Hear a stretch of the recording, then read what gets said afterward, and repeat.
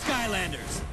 Chaos is back to destroy Skylands. Again? Downer. That guy owes me $5! To say that Activision is no stranger to peripheral-driven experiences would be an understatement.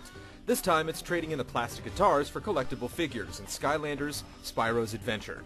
Though the Wee Dragon hasn't enjoyed much of a presence since his PlayStation heyday, Activision is hoping that your insatiable urge to amass goods both in and outside the game will grant the dormant mascot a new lease on life. They may look like toys, but they are alive on the inside. This isn't the same Spyro you remember. The tiny dragon has traded his platforming roots for a more loot-driven hack-and-slash experience. It's an incredibly simple premise that's obviously aimed at a younger demographic.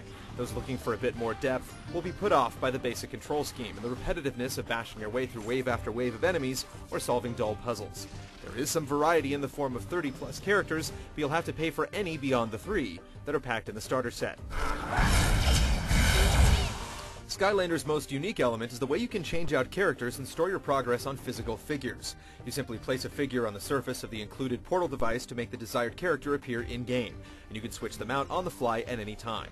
You can even have a friend join in by placing another figure, and it's just as easy for them to leave. The cross-platform functionality is neat as well. In a matter of seconds, a character you were using on the Xbox 360 can suddenly pop up on the Wii, PS3, or even the platform-heavy 3DS version. Use your attack buttons to defeat the champion. Those concerned that they'll have to break the bank in order to simply complete the game can put their fears to rest. You need only the included figures to reach the end, but Skylanders provides many incentives to splurge on extra character packs by dangling closed paths and other secrets that require new figures. You need an Air Skylander to unlock this game. Additionally, the game gets a bit creative by occasionally giving temporary boosts to figures of a certain type. If you're having trouble getting through an area, it's immensely tempting to take advantage of this.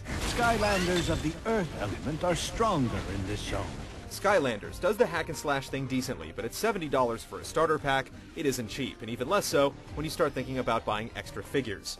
Given that the elements designed around its collectability are the game's biggest hook, though, it's hard to recommend to those who'd play on the cheap. If you aren't willing to shell out for the plastic, then you should reconsider clearing some shelf space for this one. Ooh, what?